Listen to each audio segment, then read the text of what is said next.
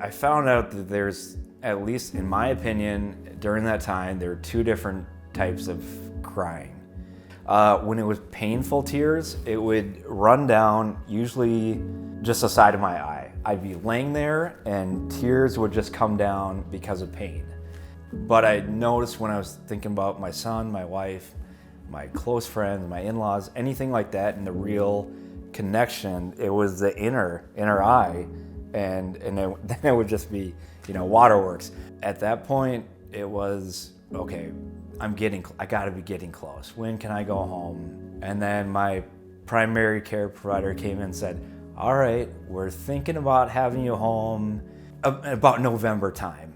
And I looked at her with as much confidence and patience, or whatever you want to say, and said, it is my intent to be home for my son's birthday on October 1st. She's like, I think we can make that work, but it will require some effort on your end. I said, I'll do whatever it takes to make that happen. And whatever they said is like, we're projecting this. I'm like, tactically, is there a way I can do this faster, but still in a safe way? That's when I turned my questions around between when can I go home to what would have to be true so I can breathe on my own. And then we worked on that. And that got me closer and closer.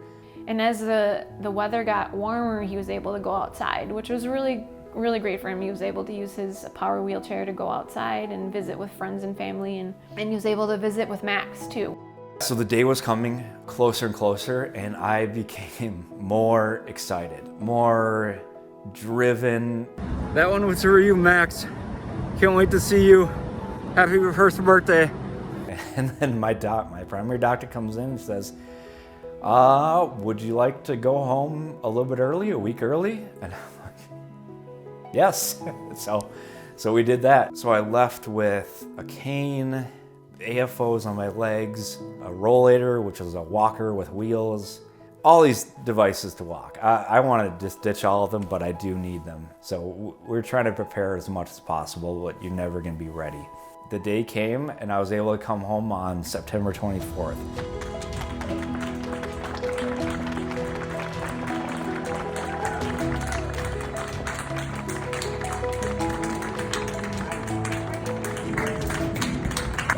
I was there for my son's first birthday, and in my mind, I'm like, we're gonna have a coming home party because people are asking about it. We're gonna have his first birthday. It's gonna be huge.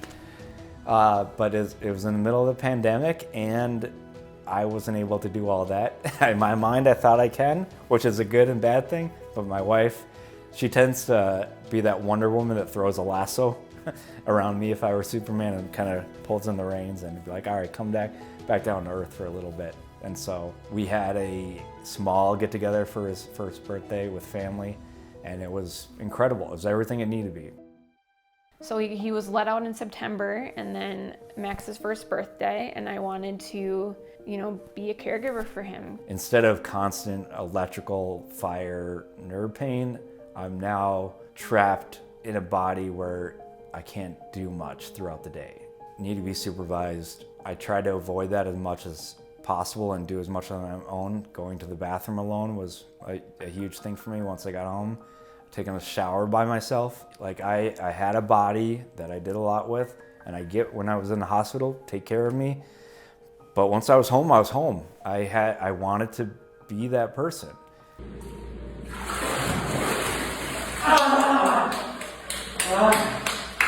He's still dealing with a lot of residual challenges. I still need physical therapy, occupational therapy. Each time that I've done that with Drew, he's shown statistically significant improvements in those features. And it's really fun in the pool right now. He's doing the pool once a week and can do a ton of stuff. We're walking at 2.5 miles per hour without holding on to anything. That's great. He uses a cane out in the community. He's been motivated and pushing through those things. Managing fatigue at the same time as onset of Guillain-Barre. He had a new baby, and now he's getting back to work. So it's a lot of confounding factors that he's having to battle, and he's just pushing right through it. And it's been great to see. But I know his main goal coming out of the hospital was to be able to hold Max, and he's accomplishing that. So that was really big for us for him to be able to do the things he wanted to do for so long while he was in the hospital. When I didn't have anything, when I didn't have anybody in the hospital at 2 a.m., 3 a.m., I'm wide awake and in pain. So I laid there and I'm looking at the ceiling. It's got tiles, different types of large tiles. So I'm like, all right, I'm gonna start my business plan. And I didn't even call it a business plan at the moment. It's just a to-do list. And that turned into a business. Last month, I launched the LLC. So now it's real. It's out in the universe. And now I have one client. So we're kind of stepping out of the survival mode and stepping into, okay, what's the next step for us? What's the next step for our family? What's the next step for us as a couple? I would like to connect with as many other people who have survived Guillain-Barre Syndrome or have family members of people who have had Guillain-Barre. So that is one goal that's very important to me going forward from this. Is I'd love to hear other people's recovery stories. I'm going to do whatever I can with the resources I have to make the biggest difference.